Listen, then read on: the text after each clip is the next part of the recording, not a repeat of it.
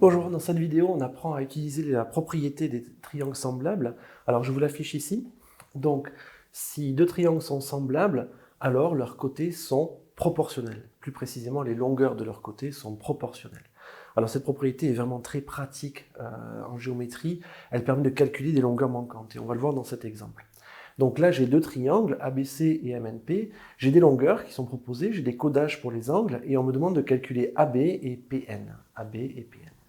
Alors, a priori, les deux figures sont séparées. J'aurais du mal à calculer le troisième côté ici, connaissant juste les angles et les longueurs. De la même manière, ici, calculer ce côté, connaissant les angles et les longueurs, ça va pas marcher. Par contre, si j'établis un lien entre les deux triangles, je vais pouvoir m'en sortir. Et le lien entre les deux, il est évident en fait. Ces deux triangles sont semblables. Bon, vous pouvez le deviner, hein, vu le titre. Donc ces deux triangles sont semblables. Pourquoi? Ils ont deux angles en commun. Et donc le troisième est forcément le même. Donc ces triangles ont les mêmes angles, ils sont semblables, donc leurs côtés sont proportionnels. Et c'est ça qu'on va utiliser. Alors, je vais commencer par rédiger le côté semblable, je l'écris, ensuite je le commente.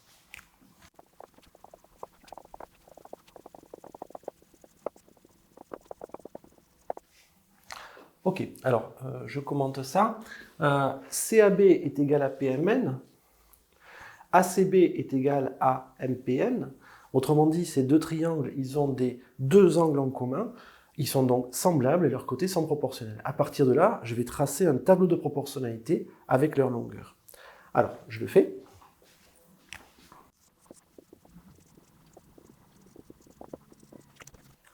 Alors, voilà le tableau de proportionnalité. Je l'ai construit d'une façon assez précise. C'est-à-dire que j'ai commencé par mettre mes côtés, AC, CB et AB.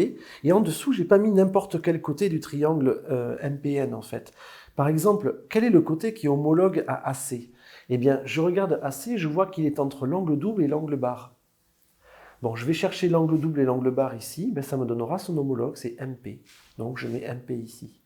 Pareil pour CB, il est entre l'angle barre et l'angle pas marqué. Entre l'angle barre et l'angle pas marqué, j'ai son homologue, donc c'est PN. Et pareil pour AB, il est entre l'angle double et l'angle pas marqué, et donc son homologue sera entre l'angle double et l'angle pas marqué. Alors dans ce cas-là, c'est facile. On voit bien que ce côté va avec celui-là, que ce côté va avec celui-là, parce que les triangles sont dans la même position. Mais parfois, la figure est complexe, c'est-à-dire qu'un triangle est dans une position et l'autre triangle a été tourné. Et du coup, c'est pas forcément évident de voir quel côté va avec quel côté. Donc je vous conseille de le faire comme ça. Alors maintenant, pour ce tableau de proportionnalité, on est dans un cas très simple ici. On pourrait faire la règle de 3, bien sûr. Hein. Pour trouver Pn, on fait 5 fois 18 divisé par 15. Ça marcherait, bien sûr. Mais si on regarde bien, la colonne complète, là, est simple. Pour passer de 5 à 15, en fait, on fait du x3. Et pour descendre, évidemment, on va faire du divisé par 3. Et donc, on peut trouver très facilement les valeurs qui manquent. 18 divisé par 3, ça va faire 6. Donc, Pn va être égal à 6. Et 8 fois 3, ça fait 24. Donc, AB va faire 24. Donc, je peux conclure directement. Pn est égal à CB divisé par 3, c'est-à-dire 6 cm. Et AB est égal à Mn fois 3, c'est-à-dire 24 cm. Et j'ai répondu à la question. Voilà, j'espère que cet exercice vous aura été utile, qui vous aura permis de bien comprendre comment on peut utiliser cette propriété pour trouver des longueurs. Il s'agit simplement de dresser un tableau de proportionnalité et d'appliquer tout ce que vous avez vu en 5e sur les tableaux de proportionnalité. La plupart du temps, le cas sera simple. Et vous n'aurez vraiment pas des calculs compliqués, sinon vous faites des règles de 3 habituelles. 18 fois 5 divisé par 15, ça marche très bien, et vous trouvez la solution.